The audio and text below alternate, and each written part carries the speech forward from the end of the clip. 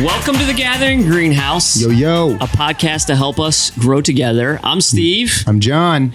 And our somewhat silent friend over there, Matt, who's behind the camera. He's waving. He's waving like the queen right now.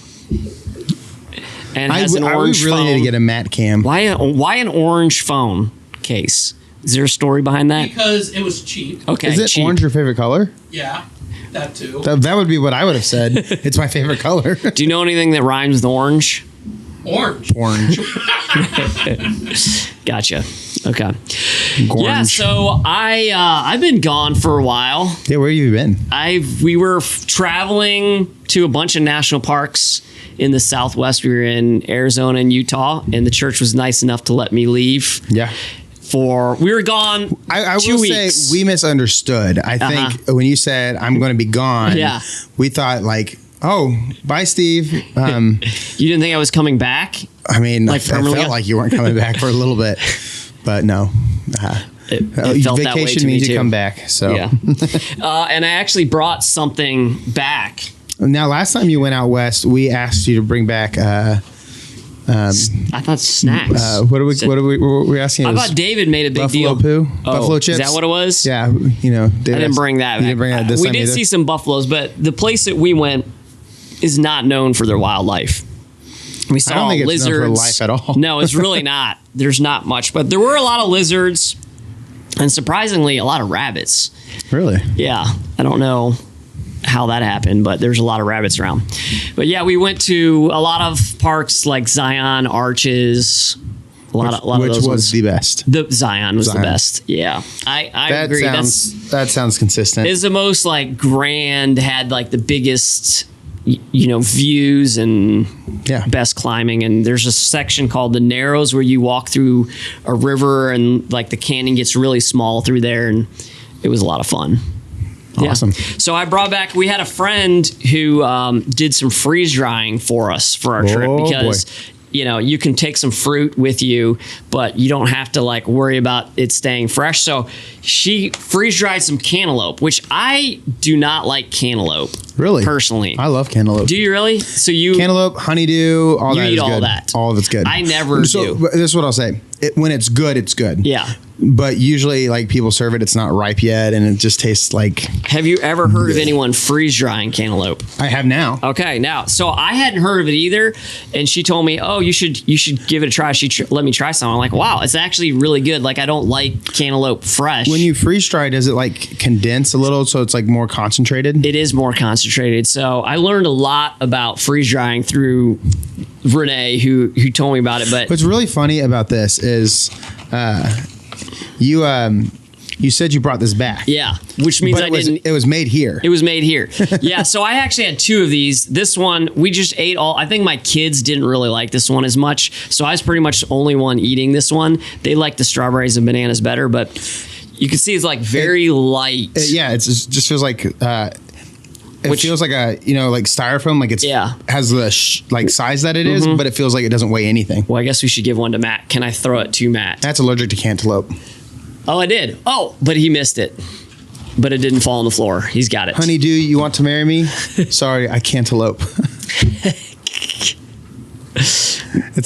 Matt is just giving him a stare. So he's just staring. Okay, what is this? Does not smell good. Honestly, it smells like a specific baby food. Yeah, doesn't it? That's a good call. But it's like the carrot baby food. Like carrot. Think. Yeah. It doesn't smell good. It does not smell good. But what do you think? That's weird. Weird is what you describe it? Yeah.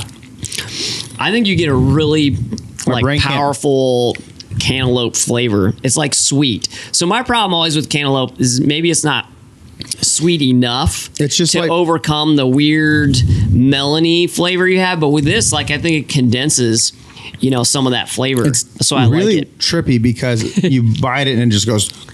Yeah. And it's not cantaloupe, but it is cantaloupe. Does it taste like cantaloupe? I'm not a cantaloupe. Okay. Yeah. Like a strong cantaloupe. Yeah, the texture is really that would be the brain. only thing that I would say is that you eat a lot of it, then you get this like whatever the fiber is left over, it kind of sticks in your mouth.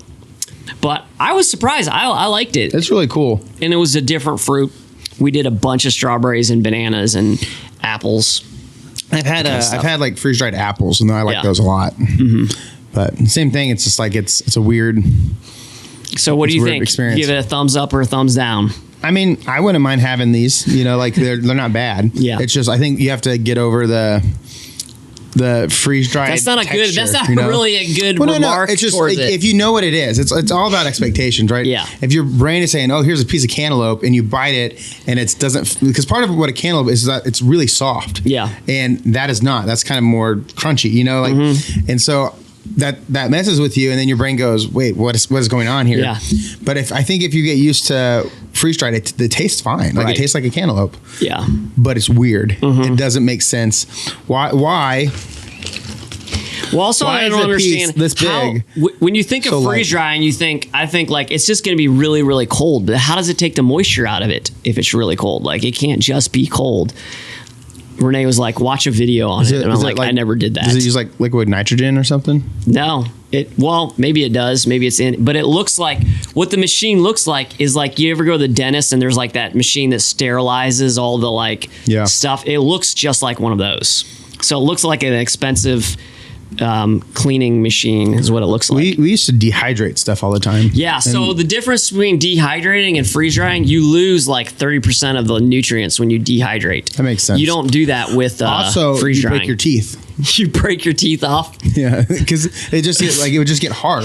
This is still soft. So when you do like jerky, is that dehydrating? You can do it. Yeah, that's how you do it. But there's okay. Yeah, that's how you do it. Yeah. So we would do jerky. Because I couldn't imagine like freeze drying jerky. That sounds like it'd be super gross. But it's probably when you get like the instant meals. Yeah, I was gonna say. I wonder how that. Yeah. So there's so many questions here. I don't know that I want to know the answers to some of these things. Right. Well, let's get into some content here. Yeah. But real quick. Oh yeah. We actually have a sponsor. Oh. On today's episode. Yes, I almost totally forgot about that. Yeah. Today's episode is brought to you by our upcoming OCC mission trip. Yes. So check this out. I'm here with Jan today to talk a little bit about an upcoming project that she's working on, a trip that you can take part in. Absolutely. So we thought we would share a little bit about what's going on. So why don't you give us a little overview of what you're planning and what you'd like people to get involved in? Great. Well, so many of us know about the Christmas boxes, Operation Christmas Child boxes that we've done for years. So they're packed with necessities for kids overseas, maybe spoons and bowls and washcloths, but also some little toys, some little stuffies, and off they go. But what that box really does is it introduces them to who Jesus is. Yeah. It allows the missionaries or the adults in those little small rural communities mostly to talk about Jesus and to expose them for the first time. And these kids learn the lesson that people love me who don't even know me because they love Jesus. And then it can lead to a 12-part Bible study. So it's really about through those boxes showing the love and then the story of Jesus. Yeah. So the boxes give an opportunity to share the story of Jesus. Absolutely. Yeah. That's what it's all about. Okay. Yeah. So then what is this tour, Samaritan's Purse? What is that all about that you're going to be doing? It's really work. I mean, it sounds like you get on a bus to have some fun, but we go to work. Well, I'm sure you have fun too. Oh, we do. Right? Oh, we do. We had a great time last year. Last year was our first tour. I heard great things from the people who went. They're like, where's the next one? Right. Yeah. And it's a good time of fellowship, but it's a good time of work time too. Yeah. You'll come back with a little bit of aches and pains because we're working in a factory. Each of those boxes have to be inspected very carefully to make sure that whatever country they're going to, they can get through customs and things like that. So we're actually working at Samaritan's Purse Processing Center. The quality control. We are for 4 whole days, checking those boxes, doing various things. There's tasks for everybody. So if somebody needs a sit-down job, there's some things that they can do sit down. So people of all physical abilities can go with us. There's a place for everyone. Place for everyone. And what age range are we talking? So anybody under 18 has to have a guardian or parent with them. So we can take teens, or but they have to have somebody there to chaperone them one-on-one. Okay,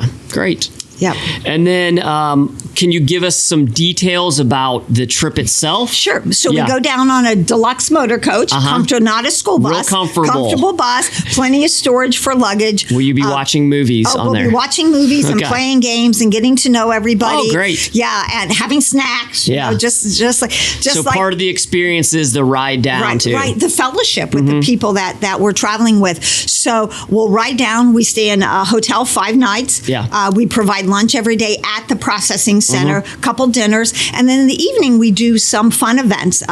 We'll play games at the hotel, but the Billy Graham Library is right there in Charlotte, so a great opportunity to go there, see some community things. Yeah. So we try to add events of fellowship and fun in the evening time during our downtime. So it sounds like there's a lot more than just going there and working. Correct. There's a lot of fun on the way down and other activities going on. So absolutely. So let's just say I am interested in this trip, or maybe want to know a little bit more. What's my next step? I'm like, hey, yeah, that sounds cool. Like, what do I do? Okay, next step, check your calendar, December 2nd through 7th. Okay. So based on experience, I think we'll stick with the week after Thanksgiving. So that's when it falls. December 2nd, Monday morning we leave. We're back Saturday evening, so nobody misses church. Yeah. And then we have a website just for this trip. Yeah. It is The Gathering OCC Trip, Operation Christmas Child, The Gathering Operation OCC.com. And there's all the details. The cost, obviously the hotel is based on how many people share a room, what kind of deluxe accommodations, but all of it's on there, including the medical forms, the liability forms, the things we need to go. So it's all in one place. All in one place, easy to find. So what if we have someone who, is this just for people from the gathering, or if, you wanted to bring a family member or a friend, is anyone invited? Absolutely. Okay. Anybody's invited. Last year we had 41 people go. About half were from the gathering since we were just getting started, and half were from other churches, other parts of the community, which was great. Yeah. This year we're hoping for 50 to go. Yeah. And any mix of people. If you love Jesus and want to do his work, we want you on this trip. Great. Well, thank you, Jan. It sounds like an awesome trip coming up. And if you haven't gone to the website, do that. Check it out. Find all the information there. And it's real easy to get all that because it's all in one spot. So check it out, and good luck with the trip. I know it's going to be awesome. We'll be praying for you guys. Thank you. Yep. Thank you. All right. Thanks. Well, that seems like a really great opportunity for people who are interested. And I think you'll have a good time if you go. Like the video said, you can find all information in that couldn't on that be website. Easier. I'm sure I'm sure you're probably involved in making that website. Surprisingly, no. Oh, you didn't? Yep. Okay. I think that David people did that, minds would be blown if they realized all the things you're involved in here at the church. And on Sunday, you even did more, right? This past Sunday. You were pretty much running the show. Yeah, everything. David was gone, so that means I'm in charge, right? You're in charge of everything. Yeah. I didn't know that I didn't need to be back because you were in charge of everything. You were needed. Oh, okay. The amount of where's Steve things that came up while you were gone was honestly really funny. Oh, was it? Yeah.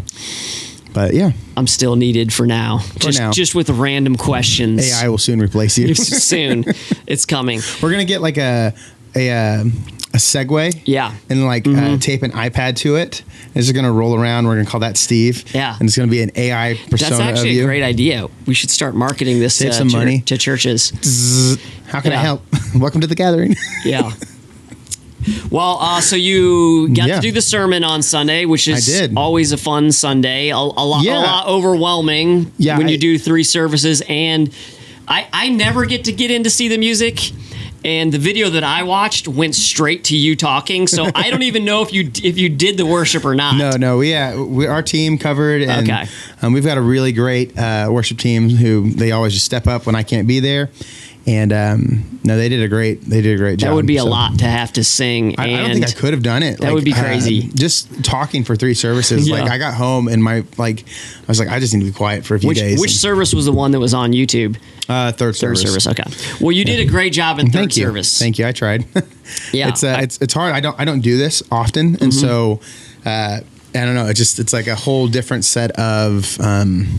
It's a whole different skill set, I think. But I feel like it's one that's in your wheelhouse, though, because you're good at making complicated things easy to understand. So I think that's really aligns with what the gathering does, because we like to make the Bible approachable and applicable. And I think you did a very good job thank you. at that. I tried. I tried my best. So, and it was Father's Day. Yeah. So, which I just real quick, I didn't say this Sunday, but I just feel really honored that David, when he asked me to speak on Father's Day, was acknowledging that I'm the best dad in the church. You're the best dad in the church. I think that is really a great thing. Yeah. I'm just really privileged, and I couldn't do it without me. So how do you know that? You're just saying just by the process of you getting asked. That's how it works, right? If you preach on Father's Day. I was just saying, like, did he say something too? Hey, since you are the best father, he didn't have to. We knew you are the best father. Therefore, you get to you get to preach on the Sunday where we're expecting the lowest attendance of the year. No, I'm kidding. Because dads just want to stay home. Yeah. Moms want to go to church. It's really funny. Mother's Day is historically in the church. It's like after Easter, it's usually the highest attended Sunday for most churches. And that's because, moms, for Mother's Day, all I want is you all to come to church with me. So everybody will come together and then we'll go to brunch or something. Right. Dads, it's like, all I want today is to watch baseball or sleep in or grill some, just leave me alone. Leave me alone.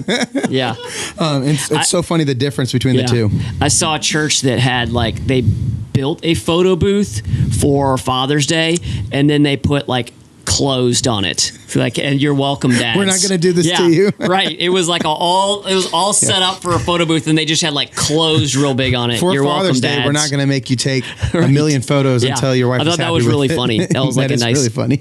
I thought that was pretty good. That's awesome. But it was good to getting to share on Sunday. It's a really cool privilege to get to do that. So I'm going to ask a dumb question here because I didn't hear it in the sermon. There are no dumb questions. But I'm imagining we're still doing Romans. We are still doing Romans. And that was within Romans? No. Okay. So we kind of... Because I'm I didn't hear you reference Romans. I'm sure that you could do that same sermon with Romans. Oh, definitely. And actually, that's part of why we chose to, when I was deciding what I want to talk about, I was thinking about Romans, and we've been focused the past few weeks on the righteousness of God. Yeah. And what it means for us to be made righteous. Yeah. But so we were taking a pause. We're taking a Romans. pause, okay. Because it's Father's Day, and then just how the calendar works out, because of what we have planned for the book of Romans. We had a few Sundays where we were able to do some other things in the middle. I always think it's nice to take a break from Series 2 for people who are regularly here. Not the people who come every third Sunday because they don't need a break, but you know, when we were in the Minor Prophets series, that could have used a few breaks. That one, yeah. And Romans is great because we're focusing in on the righteousness of God. Yeah. But there is a second theme through Romans, which is God's faithfulness. Right. So I did mention in my message that Romans 4 really gets into the faith of Abraham. Yeah. And how Abraham, because of his faith, it was credited to him as righteousness. Right. And so, but he didn't see that. But you made that point where you said he was gonna. Abraham had faith in something that he didn't see, and we have the privilege. Looked up at the stars and say you're going to be multiplied more than the stars in the sky, and he never and just had faith. Yeah, that God would do what He said, and for us on this side of Christ, His death and His resurrection, we can see what He did, right? And so it's really fascinating to me. That's just how amazing it is that Abraham had faith that God was going to do what He did. Yeah. Before God did it, and then we're on this side, we saw Him do it, and we still struggle with faith. Right. It's just the difference of those two things is pretty fascinating to me. But yeah, I think faithfulness is kind of like the secondary theme in Romans, so it fit well in our schedule to hit in on God's faithfulness. And but David's coming back Sunday, and I'm sure we're gonna get right back into Romans. Yeah. So can you give us like your sermon in like two sentences? What's your main point? If you can't do the 2-sentence sermon. So the main point is God is your faithful Father, and because He is your faithful Father, you can now live by faith. And so to live by faith, it helps us to understand what it means that God is faithful with us, and especially He is faithful in our struggles, in our sufferings, even in the times where we don't see it. Right. So how does this tie into Father's Day? Father's Day, great. And why is that an important message on Father's Day? Ooh, that's a really good question. Yeah. I think probably because, and this is true for most people, but specifically for dads also, sometimes it feels like you are suffering and you are suffering in vain. Part of being a dad is being sacrificial.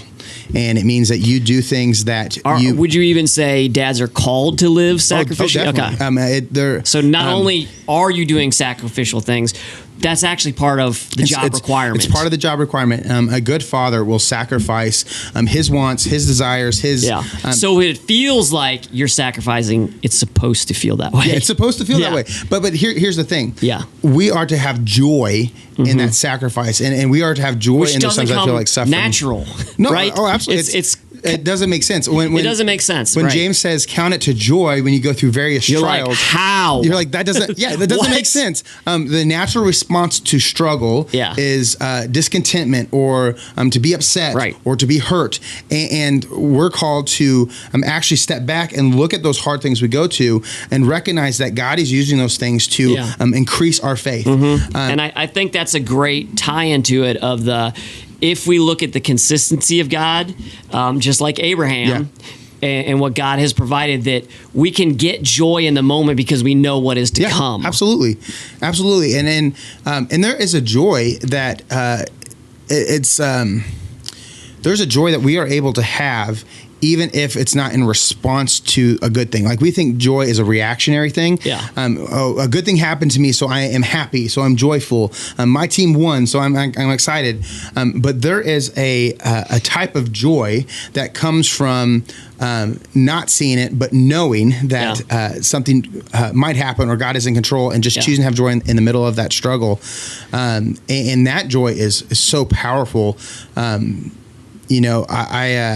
I think of when I talked about Peter encouraging the persecuted church. Yeah. He's telling them to continue to do good works, and in that is included the idea that they are to joyfully do those good works, even in the midst of their suffering and their persecution, because God is faithful to them. And that kind of joy is just that's the kind of joy that when people look at you and they go, how are you still going? Yeah. And that's the kind of joy that I think ultimately ends up bringing people to the faith. Because if you look at a Christian who has endured something that is challenging, and they are still filled with the joy of the Lord, that's an attractive thing. And I don't know anybody who hasn't gone through a hard thing. And if you've gone through a hard thing and then you see someone who did and they're still joyful, I want what that person's taking. What is it that makes you joyful? And it's the joy of the Lord. And that's just such an amazing, powerful thing that as Christians we have access to. Right. So what would you say to someone who is, a Christian, but maybe kind of newer to the faith, and they're experiencing some suffering? What would the message be for that person? The first part of the message is God is with you. Yeah. He is for you. He has not abandoned or forsaken you. Just because it is hard, it doesn't mean God is absent. The things we face, the struggles we face, are not Him punishing you. It's not His disappointment with you. It's not like you have necessarily merited these things. Some things in our world just stink and are broken, and other people can wrong us, and we can just find ourselves in these bad situations. But God is faithfully there with you. And so the first thing I would say is God is with you in your struggle. You are not alone. He has not forsaken you. The second thing I would say is God will use your suffering. Right. God will use the thing you're going to help you become the person that He wants you to be. When you faithfully walk through suffering, when you choose to step back and to see, or not even to see, but just to trust that God is going to use the hard thing you're in to grow you and to stretch you, you will find yourself on the other end of that situation, being more confident in who God is, and having your faith really really stretched and grown. And then the third thing is sometimes your suffering isn't about you, right? And this is really hard, I think, for us to understand because we're very focused in on ourselves. But sometimes God uses your suffering, and yes, He will use it to grow you and to stretch you. But people are watching you. People are watching how you go through this. And so when you come through this and when you're are able to remain faithful, other people will see that and that will help their faith. I talked about Elizabeth Elliot, and I didn't really get to get into this, but part of Elizabeth Elliot's story is that after she lost her husband and then returned to the people who murdered her husband to help them find Jesus, she is a renowned author. Just so many books have been written by her. How many countless millions of people have had their lives impacted by her story and her faithfulness through that suffering. God used her suffering not just for her. Yeah, I'm sure it stretched her and she grew in her faith. Elizabeth Elliot, somebody I look at and I'm just like, I can't imagine having the faith that you had, right? But that's me being impacted by her. She has no idea that her story impacted me. I don't think she can comprehend. She passed away in 2015, but I don't think she could ever have comprehended the impact her life had on so many people. So her decision was just to be faithful in that specific situation, and she did it.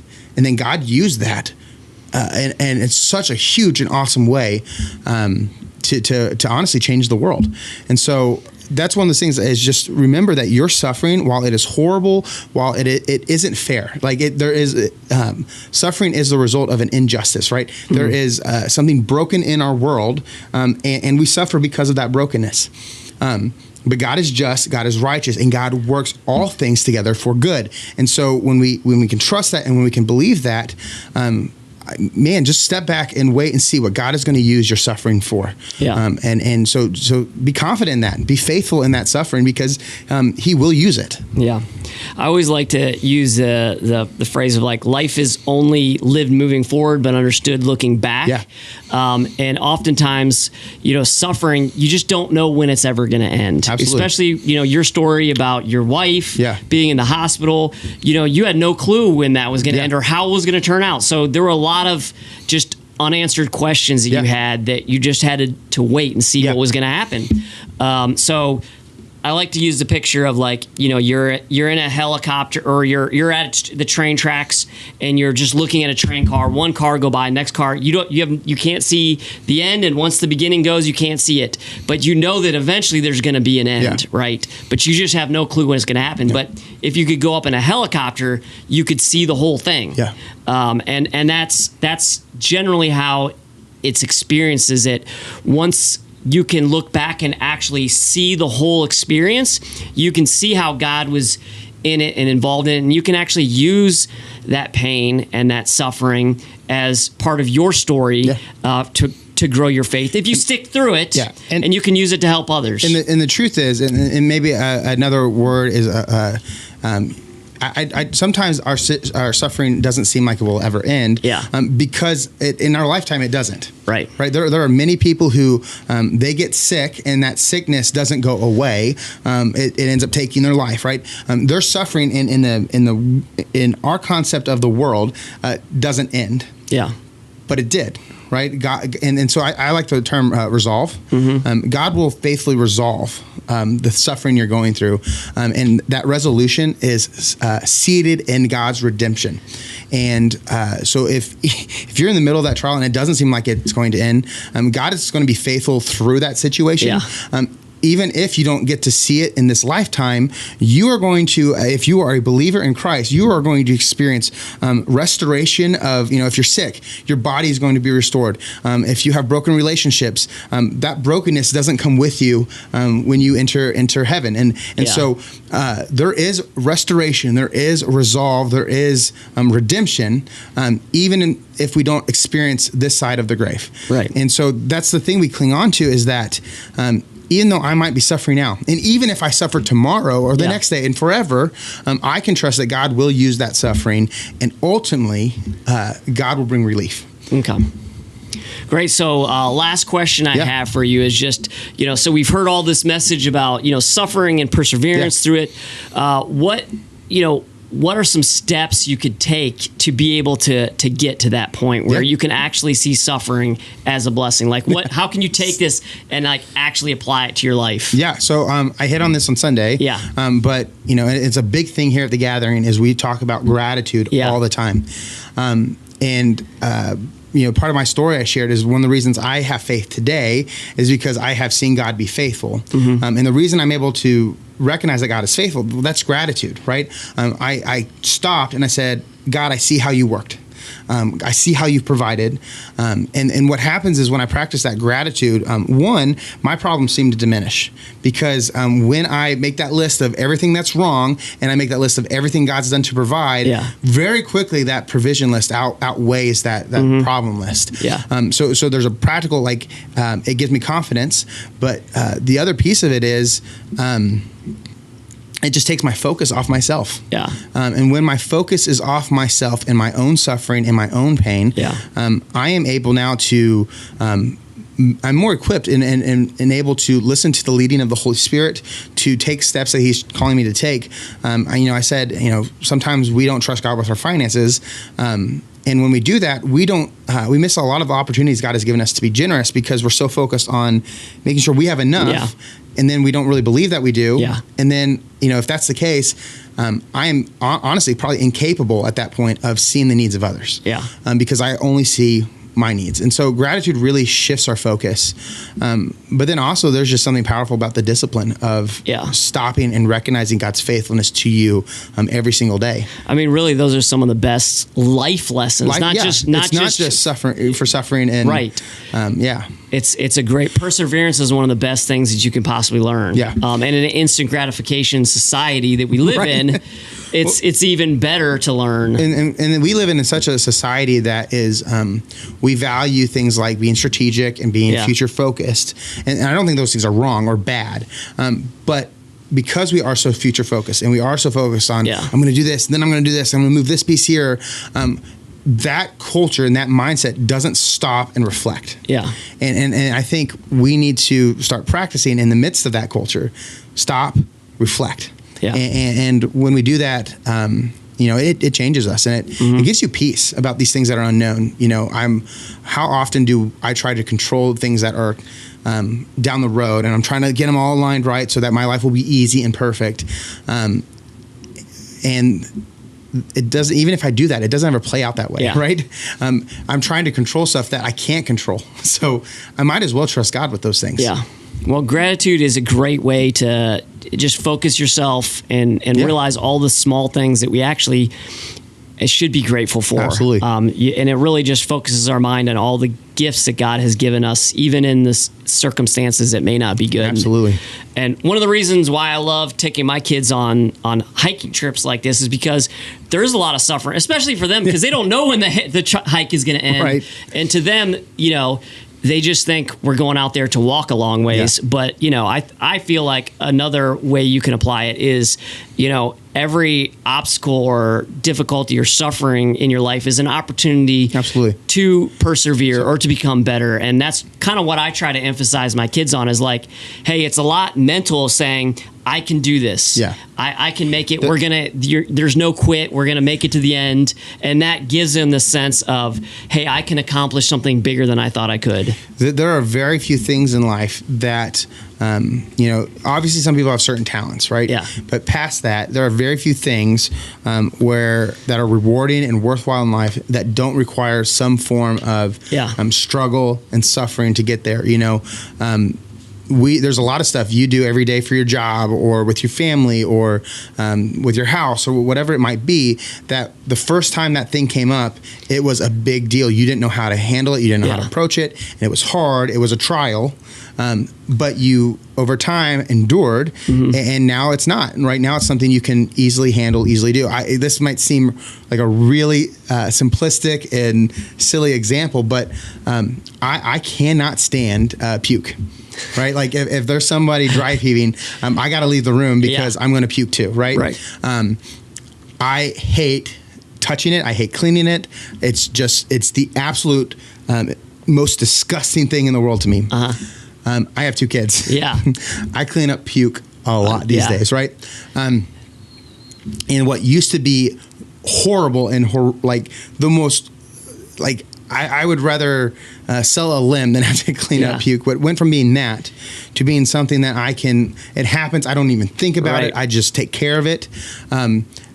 That struggle is actually like the endurance building up over time to where now I am way more capable at handling something that I used to run away from, right? Yeah.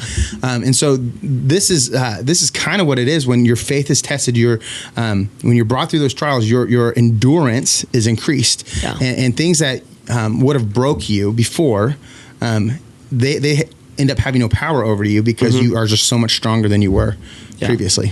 Well, very well put, and thanks for Absolutely sharing, and great job once again, and thanks for joining us on here. We hope you got something out of it. I'm sorry about talking about puke. Yeah. If you struggle like me, I'm just kidding. Well, we'll see you back here next week with more Gathering Greenhouse. That's not what it's actually called. Yeet. I don't know. What do we call it? The Gathering Greenhouse. Oh, it is. Okay, never mind. That's what it's called. The Gathering Greenhouse podcast. To help us grow together. Peace out. Are we done recording?